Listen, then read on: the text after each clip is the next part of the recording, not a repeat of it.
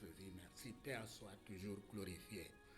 L'écriture que notre Seigneur Saint-Esprit nous a donnée ce jour, c'est Jérémie 13, verset 13. Je lis.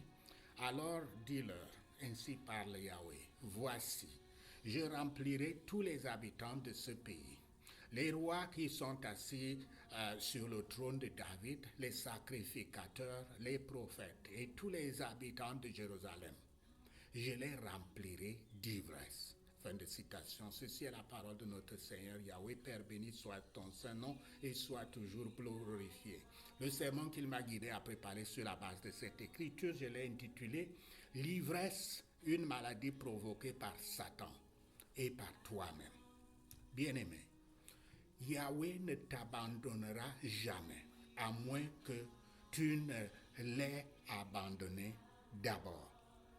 Dans les Saintes Écritures, Yahweh condamne systématiquement l'ivresse comme un vice et un péché menant à la décadence morale et spirituelle.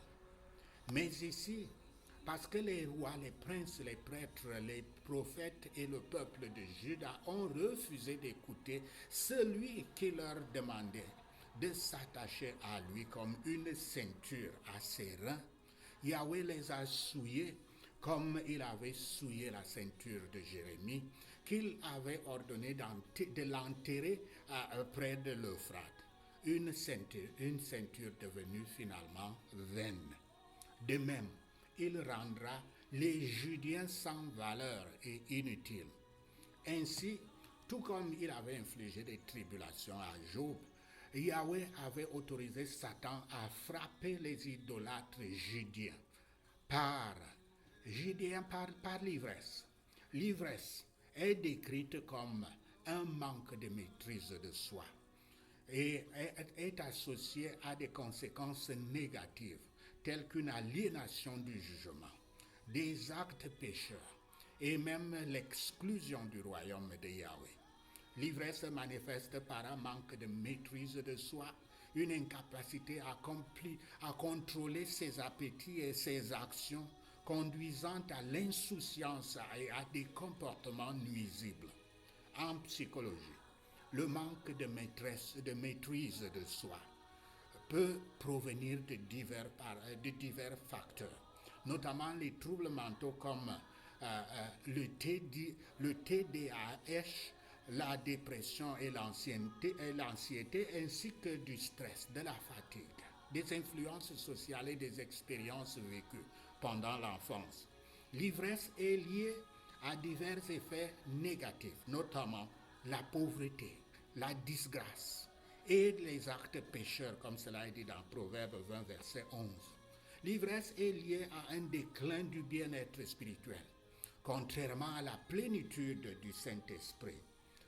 Éphésiens 5, verset 18 nous conseille en disant, je cite, « Ne vous enivrez pas de vin, car cela mène à la débauche. Soyez plutôt remplis de l'esprit. » Fin de citation.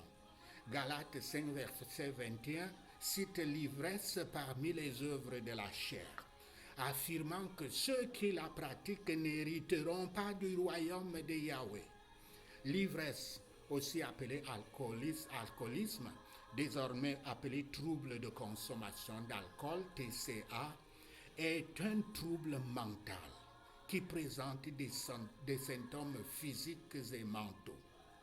L'ivresse est souvent une maladie mentale auto-infligée, causée par l'amour de la gratification charnelle, tout comme d'autres addictions, comme d'autres dépendances, telles que l'hypersexualité, les jeux d'argent, la toxicomanie et la gloutonnerie qui en découlent souvent. Satan, je cite, le prince de ce monde, fin de citation, citant Jean 12, verset 31, c'est-à-dire le roi du monde, est un influenceur social, référence à 2 Thessaloniciens 2, verset 9 à 10, un menteur, dans Jean 8, verset 44, un trompeur, dans 2 Corinthiens 11, verset 3, un destructeur, dans Jean 10, verset 10, et un meurtrier, dans Jean 8, verset 44. les esprits d'influence sociale, de mensonge, de tromperie, de destruction et de meurtre sont les œuvres sataniques au sein de la société, y compris au sein des gouvernements, des communautés, des églises et des familles. L'attrait des sectes sataniques, qu'elles soient occidentales, africaines, traditionnelles ou des religions locales, provient souvent de leur capacité à exploiter les besoins émotionnels et psychologiques insatisfaits des individus, leur promettant un sentiment d'appartenance, d'autonomisation et de libération des contraintes sociales.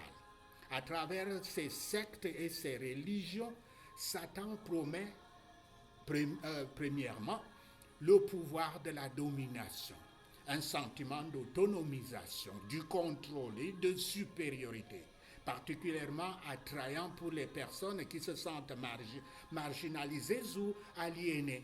Deuxièmement, l'indulgence et la gratification, par l'autorisation des désirs et le rejet des restrictions sociales, ainsi que la gratification des désirs physiques, mentaux et émotionnels, autrement considérés comme des péchés. Troisièmement, l'individualisme et la découverte de soi, mettant l'accent sur la liberté personnelle, l'exploration de soi et la découverte de soi en dehors des normes sociales ou religieuses conventionnelles qui les interdisent. Quatrièmement, la communauté et l'appartenance, en particulier aux personnes vulnérables comme les adolescents, qui peuvent être attirés par des groupes qui leur offrent des éléments qui leur manquent. Et cinquièmement, connaissances et compréhensions secrètes, prétendant posséder des connaissances uniques ou particulières, inaccessibles aux autres, promettant d'élever leurs adeptes vers de nouveaux niveaux de conscience ou de compréhension. Bien-aimés, les personnes ayant une connaissance ou une compréhension limitée, comme les adolescents ou les personnes charnelles, ainsi que celles qui souffrent de troubles mentaux comme le TDAH, la dépression, l'anxiété, le stress, la fatigue, ainsi que d'influences sociales néfastes et d'expériences vécues durant leur enfance, sont les principales proies de Satan. Lorsque ces personnes ne sont pas nourries et habitées par la parole de Yahweh, qu'est Yahshua, elles constituent une proie facile pour Satan. Bien-aimés, il est facile de jeter la prière à un ivrogne en prétendant qu'il ou elle s'est attiré ses foudres et qu'il ou elle n'a qu'à faire ceci ou faire cela. Mais il n'existe pas de solution miracle à la dépendance. Ce que nous ignorons souvent, c'est qu'une dépendance diagnostiquée est une maladie similaire au cancer et aux maladies cardiaques, dont la personne est incapable de se libérer par elle-même. L'ivrogne se retrouve prisonnier d'une captivité dont il ne peut se libérer.